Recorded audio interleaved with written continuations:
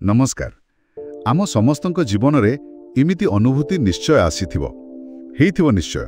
हाँ हाँ आमे गुटे कथा कहूचु आम पाठरे सबु जुक्ति अछि तथ्य अछि किंतु सामना लोक जनक माने सुनिबा मूड रे ही नाहंती। आज्ञा लागे जेमिति कांथकु कहूचे। एकदम एटा बहुत साधारण अनुभूति।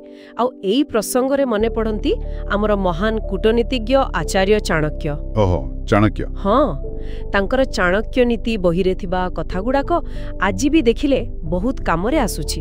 हाँ ताहा तो सत। से गोटे बहुत गुरुत्वपूर्ण कथा कहि जाइछंती जे मूर्ख बा जेउ माने बुझिबाकू चाहंती नाही सेमानंक सह जुक्ति करिबा माने निजर समय शक्ति आ सबुठु बेसी मानसिक शांति को पानी रे पकेबा। ए कथाटा सुनिबाकू मिले किंतु माने मो मनरे प्रश्न आसुछि चाणक्य काहे कि एमिति कहिले एहा पछरे कोन गभीर कारण अछि। हाँ आ केउ परिस्थिति रे ए जुक्ति करिबाटा पूरा बेकार होई जाय। आसंतु आजि एई विषय रे टिके गभीर भाबरे कथा आबा बुझिबाकू चेष्टा करिबा। निश्चय। तेबे देखंतु प्रथमे बुझिबा दरकार चाणक्यंक भाषा रे मूर्ख काहाकू कुहा जाउछि। हाँ एटा जरूरी। एठी मूर्ख माने केवल जे बुद्धि कम सेमिति नुहे। अच्छा एहार अर्थ हेउछि सेही लोक जिए निजर गोटे भूल धारणा को धरी बसी थाए सत बोली भाबी नहीं थाए आउ अन्य कहार कथा किछि जुक्ति शुणिबाकू भी नाराज निज जिद्रे अटल ताकू जेते प्रमाण देले भी से मानिबनी। वाह एटा बहुत स्पष्ट कले आपण मोर।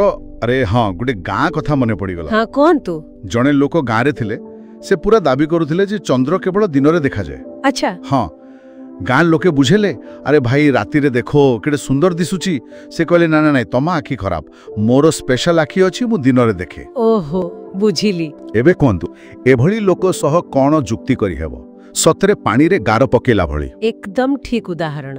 आउ एठी पाइन तो चाणक्यंक कथाटा एते महत्वपूर्ण काहे कि ए जुक्ति बेकार। हाँ काहे कि कारण देखंतु प्रथम कथा हैला एमिति जुक्ति कले आपणक मन भितर गोटे अशांति आसीबो। हाँ सेटा तो हुए।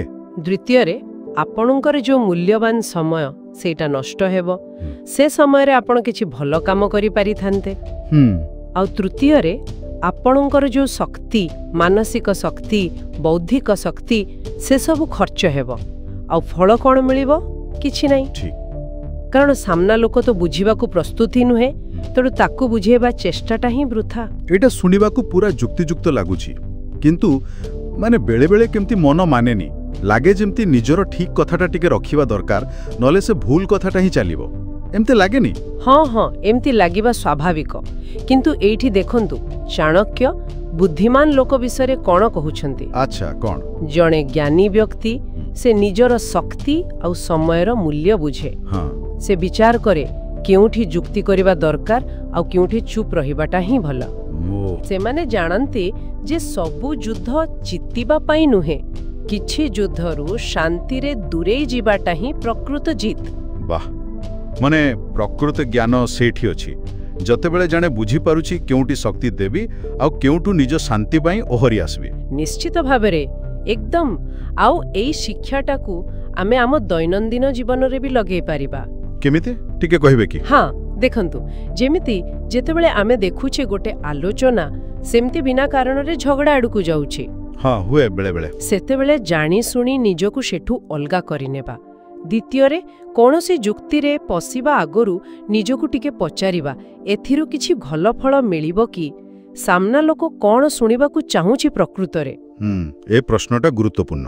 आउ तृतीय जहा सबुठू जरूरी निजर मानसिक शांति ताकू सबु बेले प्रथमे रखिबा।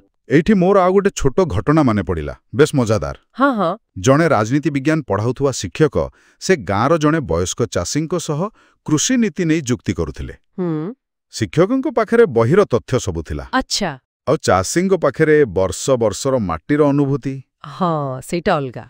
शेषरे चाषी जनक विरक्त हेई कहिले अरे बाबू तमे तो बही पढ़िच मु माटी रे हाथ मारिछि हळ कोण माटी कोण तमे कोण बुझिबो। सेई मुहूर्त रे शिक्षक जनक बुझिगले ए जुक्ति आ आगकू बढ़िबनी कारण दुहिंकर दुनिया पूरा अलगा। बहुत बढ़िया उदाहरण सत्तरे अनुभवर स्तर जितेबाला एते फरक हे जाए सेठी जुक्ति करिबा माने बहुत कष्ट। हाँ ଆଉ ଏଇ ପରିପ୍ରେକ୍ଷୀରେ ଚାଣକ୍ୟଙ୍କର ଆଉ ଗୋଟେ କଥା ମନେ ପକାନ୍ତୁ। ସେ କହିଛନ୍ତି, ଯିଏ ନିଜେ ବୁଝିବାକୁ ଚାହେଁ ନାହିଁ ତାକୁ ଦୁନିଆର କୌଣସି ଯୁକ୍ତିକି ଜ୍ଞାନ ବଦଳେଇ ପାରିବ ନାହିଁ। କେତେ ବଡ଼ ସତ କଥା ଏଟା। ସତରେ ଗଭୀର କଥା। ଚାଣକ୍ୟ ଏଇଟା ବି କହନ୍ତି ବୋଧେ ଯେ ଯଦି ଆମର କିଛି ବଡ଼ ଲକ୍ଷ୍ୟ ଅଛି ଜୀବନରେ, ହଁ, ତେବେ ଏମିତି ଛୋଟ ଛୋଟ ଯୋଉ ଯୁକ୍ତିର କିଛି ମାନେ ନାହିଁ, ସେଥିରେ ନିଜର ଶକ୍ତି ଆଉ ସମୟ କାହିଁକି ନଷ୍ଟ କରିବା? ଏକଦମ ସେ ଶକ୍ତିକୁ ବଞ୍ଚେଇକି ସେ ବଡ଼ କାମରେ ଲଗେଇବା ହିଁ ବୁଦ୍ଧିମାନର କାମ। ଠିକ୍ ଅଛି। ତେଣୁ ମୋଟାମୋଟି ଭାବରେ ଦେଖିଲେ ଚାଣକ୍ୟଙ୍କ ଏ ନୀତିର ମୂଳ କଥା ହେଲା, ଯେଉଁମାନେ ସତକୁ ମାନିବାକୁ ପ୍ରସ୍ତୁତ ନୁହନ୍ତି କିମ୍ବା ଅନ୍ୟର କଥା ବୁଝିବାକୁ ଚାହାନ୍ତି ନାହିଁ, ସେମାନଙ୍କ ସହ ଯୁକ୍ତିରୁ ଦୂରେଇ ରହିବା। ଏହାଦ୍ୱାରା ଆମେ ନିଜର ମୂଲ୍ୟବାନ ଶକ୍ତି, ଆମ ସମୟ ଆଉ ସବୁଠୁ ବଡ଼ କଥା ଆମ ମନର ଶାନ୍ତିକୁ ବଞ୍ଚେଇ ପାରିବା। ଆଉ ଏଇ ଯୋଉ ଶକ୍ତି ବଞ୍ଚିବ, ସେଇଟାକୁ ଆମେ ଜୀବନର ଅଧିକ ଜରୁରୀ, ଅଧିକ ଅର୍ଥପୂର୍ଣ୍ଣ କାମରେ ଲଗେଇ ପାରିବା। ବହୁତ ବଢ଼ିଆ। ତେବେ ଏଇ ଆଲୋଚନାର ଶେଷରେ ସମସ୍ତଙ୍କ ପାଇଁ ଗୋଟେ ଛୋଟ ଚିନ୍ତା କରିବା ପାଇଁ ପ୍ରଶ୍ନ ଛାଡ଼ି ଯାଉଛି। ହଁ, ନିଶ୍ଚୟ। ଆମେ ସମସ୍ତେ ନିଜ ନିଜ ଜୀବନକୁ ଟିକେ ଦେଖିବା ଆଉ ଭାବିବା, ଏମିତି କେଉଁ କେଉଁ ଜାଗା ଅଛି ଯୋଉଠି ଆମେ ବିନା କାରଣରେ ଯୁକ୍ତି କରି ନିଜର ଶକ୍ତି ନଷ୍ଟ କରୁଛି। ଆଉ ଯଦି ସେ ଶକ୍ତିକୁ ଆମେ ବଞ୍ଚି ପାରିବା, ତାହେଲେ ଆମ ଜୀବନର ଯୋଉ ବଡ଼ ଲକ୍ଷ୍ୟ ଅଛି, ସେ ଦିଗରେ ଆମେ କେତେ ଆଗକୁ ଯାଇପାରିବା, କେମିତି ତାକୁ ବ୍ୟବହାର କରିପାରିବା, ଏଇଟା ଟିକେ ଭାବିବା କଥା।